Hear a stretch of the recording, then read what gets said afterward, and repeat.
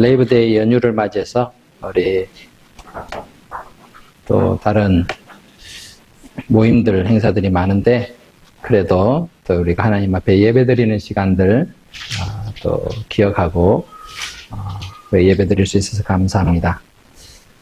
사도 바울은 오늘 말씀을 전하고 있는 데살로니가 교인들과 또 2000년 이후를 살고 있는 믿음의 성도들인 우리를 향해서 4절을 이렇게 말씀하고 있어요. 4절 말씀 같이 읽어볼까요? 시작. 하나님의 사랑하심을 받은 형제들아 너희를 택하심을 아노라. 얼마나 힘이 되는 말씀인지 모릅니다. 하나님의 사랑하심을 받은 형제들. 우리가 하나님의 사랑하심을 받은 자들이라. 왜냐? 하나님 우리를 택하셨기 때문에.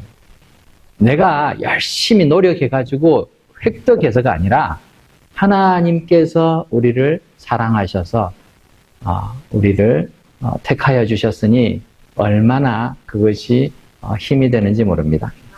하나님의 사랑을 받은 자들은 바로 하나님이 택하신 자들입니다.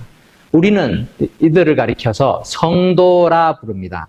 우리 자신이 거룩해서가 아닙니다. 여러분들 뭐 거룩한가요? 저 자신을 봐도요 그렇게 거룩하지 않은 것 같아요. 그런데 하나님께서 우리를 거룩하게 만드시니까 감사한 거죠. 우리를 구별하셔서 거룩한 존재로 삼아주셨어요. 하나님 곁에는 하나님께 속한 자들은 거룩하지 않을 수가 없어요. 왜냐하면 하나님이 거룩하시니까. 하나님의 품 안에 있는 모든 자들을 다 하나님의 권능으로 거룩하게 만드시는 거죠. 구별되게 만드시는 거죠. 그래서 거룩한 것입니다. 일반적으로는 교회에 다니는 사람을 성도라고 부르기도 하지만 엄밀히 말하면 교회 다니는 사람은 교인입니다. 그죠? 교회에 속해 있다. 그럼 교인이죠. 그러나 예수님을 구주로 믿고 거듭난 사람들은 우리가 신자라고 하기도 하고 성도라고 말하기도 합니다. 그 이유는 예수님의 그 십자가의 보혈로 우리의 죄를 하나님께서 다 덮어주시고 우리를 거룩하다라고 인정하시기 때문에 그렇죠. 교회의 이 건물 안에 있다고 성도라고 하지 않습니다. 하나님께서는 이렇게 교회 안에 있으면 이 사람들은 착한 사람, 또 밖에 있으면 나쁜 사람 이렇게 구분하지 않는다는 거죠. 예수 그리스도를 주로 믿느냐 안 믿느냐 그것을 가지고 이 사람이 거룩한가 아닌가를 결정해 주시는 것이죠. 성도는 자신이 하나님의 사랑을 받았고 또한 받고 있음을 알고 인정하는 자들입니다. 그러한 사람들 하나님께서는 부르셨어요. 불러서 교회로 삼으셨습니다. 그래서 우리들 모두가 주님의 교회가 되었습니다. 믿음의 사람들이 함께 모여 신앙의 훈련도 하고 또 예배로 드립니다. 이러한 모임이 바로 교회입니다. 그래서 여러분이 교회인 것이죠. 이 건물은 예배당이고 우리가 교회입니다. 우리 모두가 주님의 교회가 되었습니다.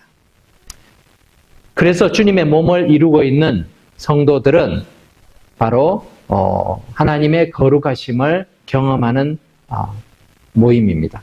하나님의 사랑을 받았고 하나님의 택하심을 받았기 때문에 그렇습니다. 그래서 교회는 참 값지고 귀한 것입니다. 세상의 어떤 것과도 비교할 수 없는 그런 가치를 가지고 있어요.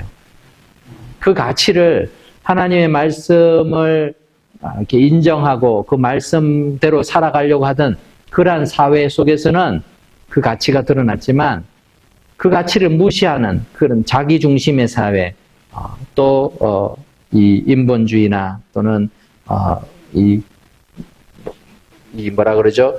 이 많은 물질에 대한 그런 것이 더 최고로 여겨지는 세상 속에서는 그 가치들이 희석되고 있죠. 하지만 우리가 기억해야 될 것은 우리 장로님이 기도할 때도 했지만 우리가 한순간 있다가 사라질 것 같은 것에 가치를 부여하는 인생만큼 어리석은 사람들은 없습니다. 영원한 것을 추구하고 절대로 사라지지 않는 것을 우리가 지키고 추구하는 것이 얼마나 가치 있는 인생인지 모릅니다. 사도 바울은 이 복음이 얼마나 값진 것인가를 알았기 때문에 그 복음을 전하는 일에 그의 전생애를 바칩니다. 이번에 데살로니가 지역에서 전도를 하면서 복음을 받아들이고 예수 믿게 된 사람들을 중심으로 교회를 세우게 되는데 그것이 바로 데살로니가 교회이죠. 데살로니가 교회가 섰다라고 하는 말이 데살로니가에 어떤 멋지고 웅장한 이런 교회처럼 이런 교회가 세워졌다는 말이 아니에요. 여러분들이 터키나 소아시아 또는 마케도니아 지역을 가봐도 많은 이 교회들이 세워져 있습니다. 아주 수천 년 된, 천년이 넘은 교회들도 있어요. 그런데 그러한 교회들조차도 사도 바울 시대에, 예수님 시대는 하나도 없었습니다. 데살로니가에도 가도 유적들이 있습니다. 1세기, 2세기에 그런 세워졌던 그런 웅장한 건물들도 있고, 심지어 어떤 지역에서는 교회의 건물들도 남아 있습니다. 그렇게 발굴을 했지만, 그것이 교회가 아니에요. 그건 그냥 지금 우리가 보는 것처럼 예배당인 것이죠. 성경에서 말하는 모든 교회는 성도들의 모임이에요. 건물이 아니에요. 건물은 없었습니다. 건물을 생각하면 안 돼요. 교회는 사람들의 모임이다라는 거예요.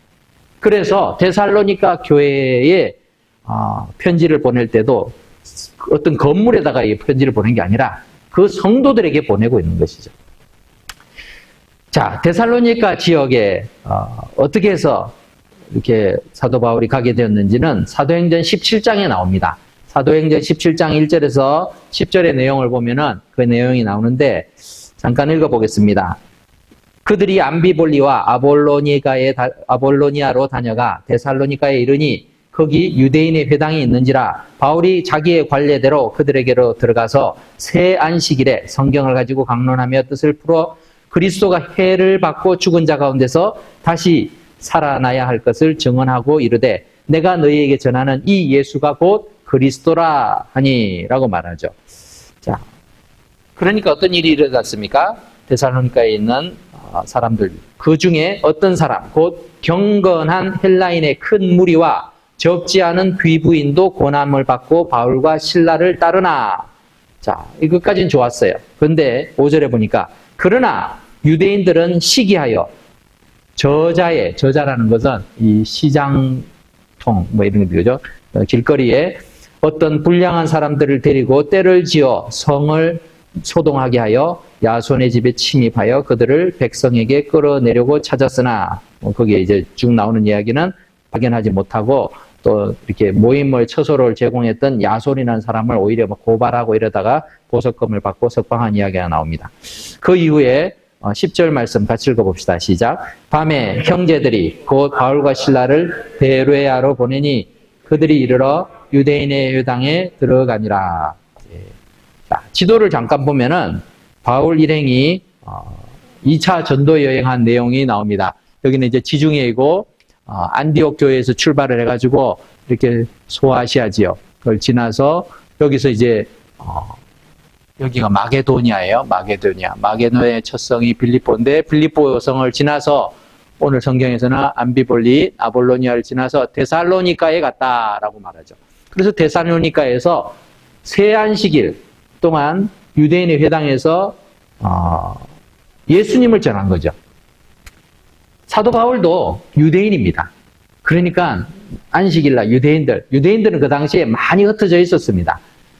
시간들이 오래되면서 이 지역까지도 유대인들이 있었던 거죠. 그리고 유대인들이 모이면은 어떡합니까? 회당을 세우죠. 성인 10명만 모여도 회당을 세울 수 있었습니다. 그러니까 회당을 세웠습니다. 거기에 가서 말씀을 전하는데 유대인들만 모이는 것이 아니라 이 마게도니아, 소아시아 이런 다른 흩어져 있는 많은 지역에서는 헬라 사람들이 많았죠. 그리스 사람들이 흩어져 살고 있는데 이 헬라 말을 하는 헬라인들이 그들 가운데에서도 이 유대교에 대해서 관심이 있는 사람들이 있었어요. 유대교. 구약의 하나님. 구약의 하나님에 대해서 관심이 있고 유대교에 관심이 있어서 그 회당의 예배에 참여하는 자들이 많이 있었습니다. 그들이 바로 경건한 헬라인들이죠. 그리고 또 귀부인들도 있었다라고 했습니다.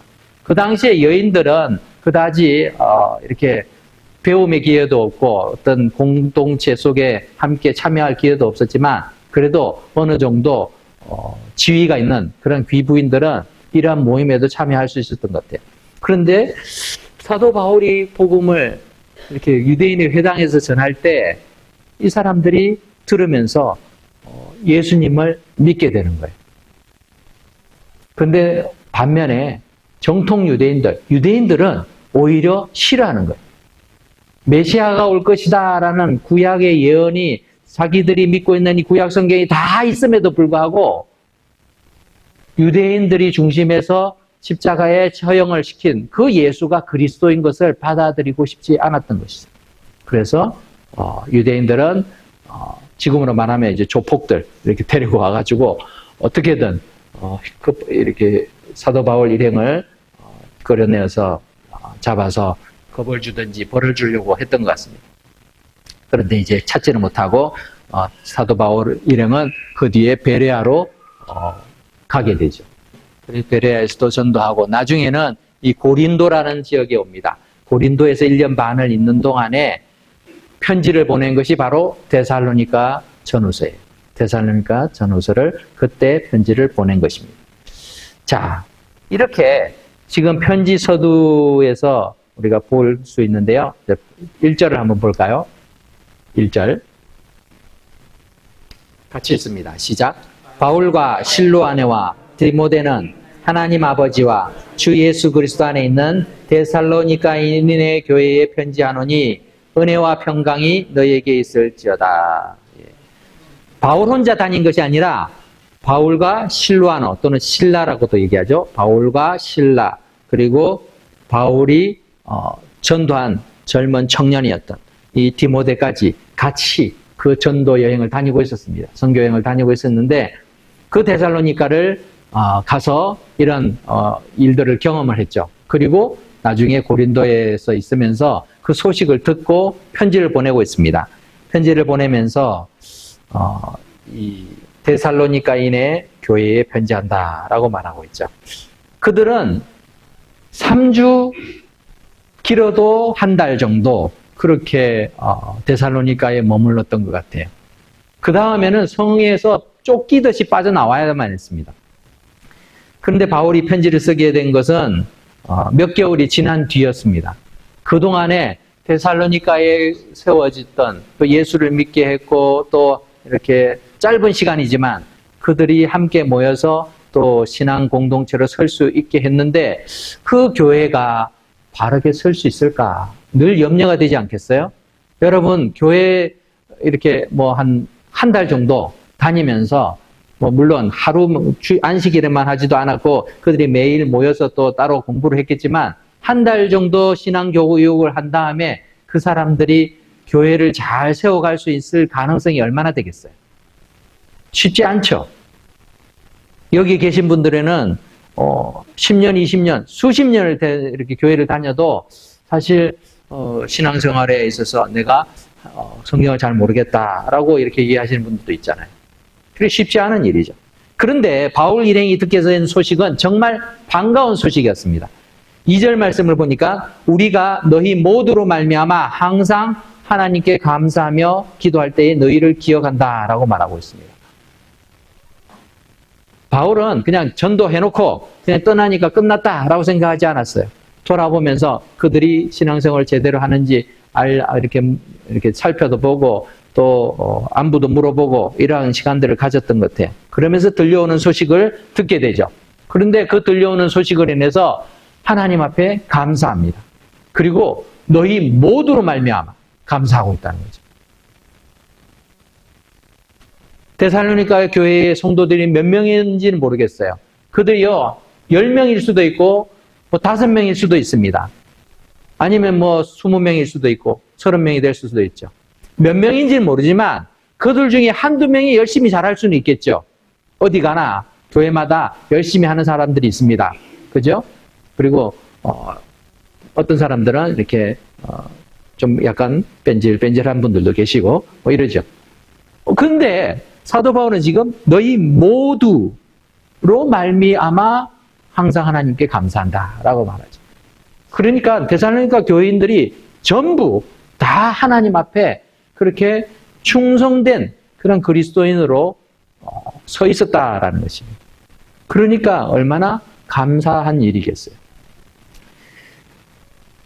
그래서 사도 바울은 이 데살로니가 교회의 성도들을 기억하면서 기도하고 또 기도 중에 늘 그들을 이런 불러가면서 아는 대로 기도했을 것입니다. 이런 신앙생활을 잘하고 있는 모습들이 데살로니가 교회에서만 일어날 것이 아니라 하나님께서 우리 은혜와 평강교회에서도 일어나기를 기대하고 기뻐하신다는 것을 믿으시기 바랍니다. 자, 그러면은 믿음 생활, 하나님의 사랑을 받은 자들의 삶의 모습은 어떠해야 되느냐? 오늘 본문에서 3절에서 우리는 그 답을 찾을 수가 있습니다. 3절을 같이 읽어보겠습니다. 시작. 너희의 믿음의 역사와 사랑의 수고와 우리 주 예수 그리스도에 대한 소망의 인내를 우리 하나님 아버지 앞에서 끊임없이 기억함이니. 자, 데살로니가 성도들은 여러분들 생각하시면 초신자라 생각하시면 돼요. 초신자.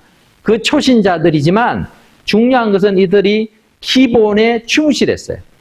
정말 인텐시브하게 가장 집중적으로 집약적으로 가르쳐준 복음의 핵심들을 가지고 그들이 머리로만 예수 믿은 게 아니라 삶으로 그 믿음을 그 삶의 신앙의 모습들을 드러내었다라는 것입니다. 어떻게 드러내었느냐? 사도 바울은 세 가지를 말하죠. 첫 번째는 믿음의 역사를 가지고 있구나라는 거죠. 이들은 믿음의 역사를 가지고 있었습니다. 믿음의 역사라는 말은 믿음으로 말미암아 나타난 변화된 삶의 모습들을 의미합니다.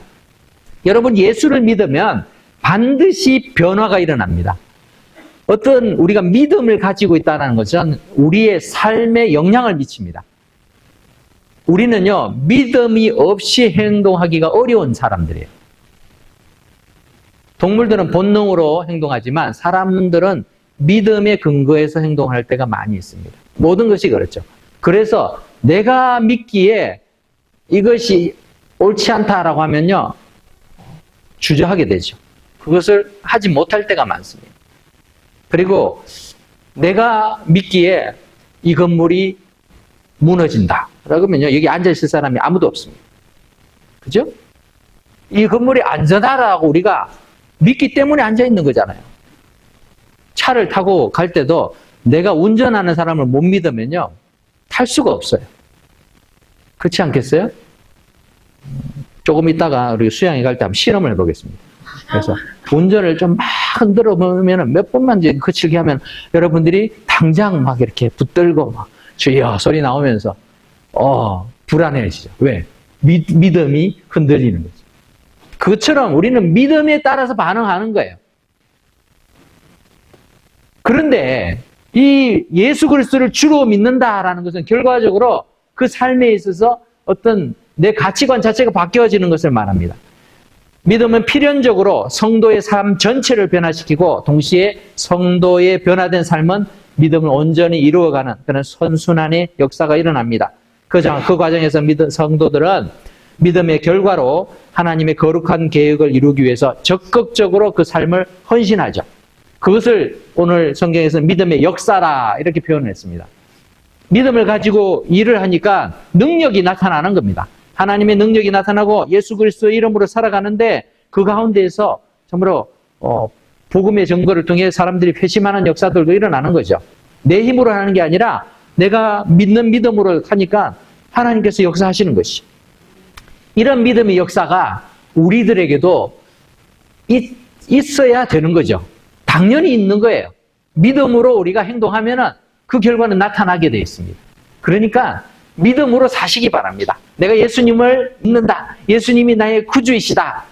예수님이 나와 함께 하신다. 예수님이 나를 고치신다. 이런 믿음으로 가지고 살아가면 그 가운데 능력이 나타나는 줄 믿습니다. 두 번째로 사도 바울은 이 데살로니가 성도들을 위해서 기도할 때에 그들의 사랑의 수고를 볼 수 있었습니다. 여기서 사용된 사랑이라는 말은 다른 사람을 위한 이타적이고 희생적인 삶을 뜻하는 그런 아가페라는 헬라 단어가 쓰여지고 있습니다. 여러분, 사랑의 수고라는 것은 비용이 들고 노력이 필요하고 또 피곤함이 따르는 거예요. 수고랑. 그래서 영어로는 labor라고 얘기하죠. 노동과 같은 거예요. 노동. 얼마나 귀찮고 힘든 일이에요. 누구도 스스로 하고 싶어 하지 않는 거예요. 근데 이것을 하게 만드는 그 동인이 바로 사랑이라는 거예요. 사랑. 사랑이 있으면은 기꺼이 그 대가를 치르죠. 기꺼이. 그러면서도요, 그것을 수고롭게 여기지 않습니다. 몸은 피곤하고, 시간은 들고, 또 우리의 재산, 돈이 낭비되고, 뭐, 에너지가 낭비되지만, 그래도 기쁨으로 할 수 있죠. 사랑해서 하면. 사랑으로 말미암는 수고, 즉 성도는 그리스도의 십자가를 통해서 하나님의 사랑을 깨닫게 됩니다. 그리고 하나님과 이웃을 사랑하는 모습으로 나타나게 됩니다. 사랑은 그리스도의 희생적 사랑에서 보여주듯이 실천적인 행위가 없이는 불가능한 거예요. 말과 혀로만 사랑하는 건 사랑이 아닙니다. 정말 사랑하면요, 말과 혀로만 사랑할 수가 없어지죠. 뭐라도 자꾸 표현하게 돼요. 정말 사랑하면. 근데 사랑하지 않는 사람이 사랑하는 척 할 때 말이 왔다 갔다 해요. 말만 왔다 가게 되죠. 그죠? 그리고 조금의 수고는 하지만 그 수고를 피곤하게 느끼죠. 한두 번 하고 끝납니다. 왜? 진짜 사랑하는 게 아니니까. 근데 정말 사랑하면요, 죽기까지 사랑하는 거죠. 진짜 사랑은 거기서 나타난 거죠. 자기 목숨을 아까워하지 않고까지 사랑하는 거. 우리 예수님이 그렇게 그 사랑을 보여주셨어요. 그리고 우리는 그 사랑을 언제 실천을 하는가 하면요, 자식 키우면서 느껴요. 아, 사랑이 이런 거구나. 얼마나 자식 키우는 게 힘들고 고달픕니까? 어떨 때는 갖다 버리고 싶은데 이게 안 되죠. 그렇게 버리지를 못해요. 정말 사랑이 없는 요즘 사람들은 버리더라고요, 진짜로. 근데 버리는 사람도 있어요. 그죠? 신문에도 나오고 뉴스에도 나오잖아요. 근데 정상적으로 이 아가페의 사랑을 가지고 있는 부모는 절대 그러지 못해요. 자기가 굶어 죽는 한에 있어도 자식은 살려요. 그렇게 하잖아요. 하나님의 사랑이 우리 안에 체득되고 느껴지면요, 우리가 그 사랑으로 다른 사람을 사랑하는데 계산하지 않아요. 그 사람을 위해서 아낌없이 주려고 하죠. 왜냐하면은 내가 그 사랑을 받았으니까. 내가 그 사랑으로 가득 차 있으니까 그게 가능해지는 것입니다.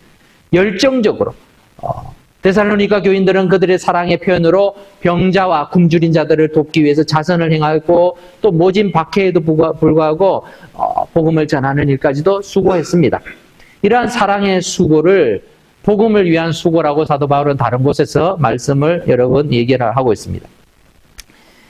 우리 성도들은 참 하나님의 사랑을 받은 자들이에요. 그 하나님의 사랑을 제대로 깨달았으면요, 그 사랑이 내 안에만 머물 수 없게 됩니다. 그 사랑을 자꾸만 표현하게 하고 싶어져요. 하나님의 사랑이 크니까 내가 이 받은 사랑을 좀 어떻게 나타낼 수 있을까? 하나님이 나를 이렇게 사랑하시는데 나도 이 사랑을 좀 나눠줘야 되겠다. 알려줘야 되겠다 하는 마음으로 사람들을 섬기고 교회를 섬기고 이웃을 섬기게 되는 것이죠. 심지어는 원수까지 사랑하는 단계까지 나타나게 되죠. 교회는 동아리 모임이나 또는 노후 계획을 이루기 위해서 투자하는 곳이 아닙니다. 상이나 명예를 얻기 위해서 서로 경쟁해서 겨루는 그런 시합 장소도 아닙니다. 교회는 서로 섬기는 사랑의 공동체입니다. 교회가 사랑의 공동체가 될 수 있는 것은 사람과의 관계 때문이 아니라 하나님과의 사랑의 관계 때문에 가능한 거예요. 내가 사람하고 친한 것 때문에 이 사람 잘해주는 거는요, 그거는 다른 세상에서도, 세상의 다른 모임에서도 얼마든지 할 수 있어요. 많이 볼 수 있습니다. 그런데 교회만이 가질 수 있는 것은요, 하나님의 사랑 때문에 내가 생면부지에 처음 만나는 사람들까지도 사랑할 수 있고 도울 수 있고 섬길 수 있는 거예요. 대가를 기대하지 않고 사랑하는 것. 이것이 사랑의 수고인 것이죠. 교회에서도 보면은 그 사랑의 수고를 기쁨으로 감당하는 사람들이 있습니다. 그러한 사람들을 보면서 저런 사람은 참 훌륭하다라고 생각을 하는데 우리가 생각만 할 것이 아니라 내가 그렇게 돼야 되죠. 우리 모두가 그렇게 돼야 될 줄 압니다. 마지막으로 사도 바울은 데살로니가 교회의 성도들을 통해서 기억하는 것이 소망의 인내가 있구나라는 것을 보았습니다. 소망으로 말미암은 인내, 즉 그 소망은 데살로니가 교인들이 비록 현재는 핍박으로 환난으로 참 고통을 당하고 있지만 예수 그리스도께서 재림하실 때에는 궁극적으로 그 삶이 맞고 옳고 또 승리할 것이라는 것을 확신하는 그런 믿음이었습니다. 따라서 소망이 견고한 자들은 현실 속에서 어떠한 어려움이 닥쳐오더라도 그것을 극복할 인내를 가지게 되는 것입니다. 소망과 인내는 같이 갑니다. 즉, 우리가 인내하지 못하는 이유는 소망이 없기 때문에 그래요. 소망이 흔들리면요, 견디기 어려워지죠. 그러나 하늘나라에 대한 소망이 있고 천국, 그리고 하나님께서 주신 영생에 대한 확신이 있고 또 그 나라에서의 그 완전하고 영원한 기쁨들을 우리가 누리게 될 것을 기대한다면 현재의 고난은 장차 우리에게 올 영광과 좋기 비교할 수 없는 것이 되는 것입니다. 하나님께서는 우리에게 영생을 약속하셨습니다. 예수 그리스도를 믿는 자는 영생을 얻으리라 약속을 하셨지 않습니까? 그래서 그 약속을 믿으니까 우리는 소망 가운데에서 하나님의 나라를 바라보는 거예요. 그 하나님의 나라가 완성되는 것은 우리가 주님을 만날 때이지만 하나님께서는 감사하게도 이 땅에서도 하나님의 나라를 경험하게 해주셨어요. 그 한 부분이 교회입니다. 하나님의 나라를 경험하는 것이 우리의 가정이 될 수도 있고요. 우리의 일터가 될 수도 있어요. 그것은 내게 달려 있어요. 내가 하나님의 다스리심을 인정하느냐 인정하지 않느냐에 따라서 내가 속한 모든 곳이 천국이 될 수 있고 또 아니면은 하나님이 없는 그런 공간이 될 수 있는 것이죠. 말씀을 정리를 하겠습니다. 사도 바울은 어떻게 데살로니가 성도들이 믿음의 역사로 또 그들의 사랑이 수고로 또 소망이 인내로 이어졌는지를 잘 말해주고 있습니다. 이 세 가지 특징은 데살로니가 교회 성도들만 나타나야 될 것이 아니라 모든 믿는 자에게 나타나야 될 자연스러운 결과들이에요. 당연한 결과들입니다. 심지어 한 달밖에 신앙생활 제대로 하지 않았던 믿음의 훈련들을 받지 못했던 그 성도들이 할 수 있었다면 왜 우리가 못하겠어요? 우리도 당연히 할 수 있겠죠. 그런데 우리는 너무도 자주 예수 그리스도를 주로 믿는 믿음은 고백하고 있는데 그것이 주님의 나라를 확장하고 복음을 증거하기 위한 역사의 동기로 이어지지 못할 때가 많습니다. 그리스도의 사랑을 고백하기는 하지만 주님의 나라를 섬기는 일이 수고스럽게 느껴질 때면 뒤로 물러서 버릴 때가 많습니다. 예수 그리스도를 우리의 삶을 주장하시는 그런 주인으로 소망하기는 하지만 어려움과 실패의 상황에 직면하면 믿음으로 인내하지 못하고 포기하거나 외면하거나 또 스스로 이렇게 뒷걸음질 때가 많습니다. 그러면 어떻게 해야 될까요? 우리 힘으로는 사실 어렵습니다. 아까도 말씀드렸지만 하나님의 은혜, 하나님의 사랑이 우리 안에 가득해야 이것이 꽃이 피게 되는 것이죠. 교회에 다니는데 하나님의 은혜를 경험하지 못하는 사람만큼 불행한 인생 없습니다. 교회에 나왔는데 하나님의 은혜를 몰라요. 경험을 못해요. 깨닫지를 못하니까 참 답답하죠. 그냥 사람 좋아서 모여있는 그런 공동체밖에 되지 않는 거죠. 우리가 주님을 바라보고 하나님으로부터 받아온 영적인 그 축복들을 경험을 해야 내 인생을 살아가면서 세상이 아니라 하나님의 나라를 바라보며 세상과 다른 모습으로 살아갈 수 있는데 이 힘이 나타나기 위해서는 옆에 있는 사람들이 친하고 뭐 잘 지내고 이것만으로는 안 된다는 거죠. 하나님과의 관계, 하나님 주시는 사랑, 하나님 주시는 은혜, 하나님 주시는 능력을 경험해야지만 가능해지는 것입니다. 하나님께서 우리를 사랑하고 계신다라는 것을 먼저 깨달아야 되죠. 그런 사랑을 깨달으면요, 우리가 하나님 앞에 반응합니다. 아, 하나님, 제가 뭔데 나를 사랑하십니까? 저 이렇게 죄 많은 인생이고요, 악한 존재입니다. 이기적인 존재입니다. 그렇게 고백하게 되죠. 그럼에도 불구하고 내가 너를 사랑한다. 나는 그 하나님의 사랑 앞에 우리는 항복하게 되죠. 아, 나를 모르시고 사랑하는 게 아니라 사람들은 나를 모르고 사랑해요. 그죠? 여러분 주위에 여러분을 사랑하는 사람들 알고 사랑하는 사람 없어요. 여러분의 정말 추악한 모습들을 다 알게 되면요, 다 떠나요.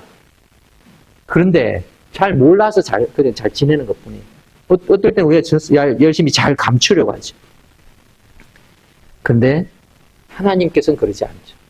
우리를 너무나 잘 알고 계시면서도 우리의 단점, 약점, 문제점 다 알고 계시면서도 사랑하시니까 그 사랑에 우리는 감격해야 하는 거죠. 그러면서 하나님 감사합니다. 그 사랑을 깨닫게 되면요, 그 사랑이 우리 안에서 채워지고 다른 사람들에게까지 나아가게 되는 줄 압니다. 은혜를 사모하는 자들에게 하나님께서 함께 하십니다. 예수님을 믿고 능력 있게 살기를 원하시는 그 하나님께서는 우리가 믿음으로 용기 있게 나아갈 때에 힘주시고 능력을 경험하게 하시기를 기뻐하시고 기대하십니다. 여러분, 믿음으로 사는 것이 하나님께서 너 가서 잘해봐라 하고 그냥 덩 떠밀고 세상에서 어떻게 지내나 이렇게 보는 하나님이 아니세요. 우리에게 힘주시고 어떻게든 믿음으로 살 때 그 능력으로 보여주시기를 기뻐하시는데 정작 우리는 나서지 않는 거예요. 믿음의 역사를 일으키려고 시도조차 하지 않을 때가 많다라는 것이. 하나님을 바라보고 정말 하나님의 함께 하심을 믿는다면 우리가 그렇게 나아가야 되죠. 그렇게 가보니까 되더라는 거죠. 신앙생활이 힘들고 지칩니까? 우리의 소망이 무엇인지를 확인해야 됩니다. 내가 무엇에 소망을 두고 살아가는지를 알면은 우리는 지치지 않습니다. 이 몸의 소망 무언가? 우리 주밖에 없도다. 찬송가의 고백처럼 예수님을 바라보고 정말 주님이 나와 함께 하시고 주님과 함께 할 그날들을 우리가 사모하면은 어려운 가운데 견디는 거죠. 지금도 박해 속에서 또는 생명의 위협을 겪으면서도 믿음을 포기하지 않는 많은 핍박받는 그리스도인들이 견디는 힘은 그들에게 소망이 있기 때문이죠. 주님이 나와 함께 하신다. 내가 죽어도 하나님의 나라에 갈 것이다.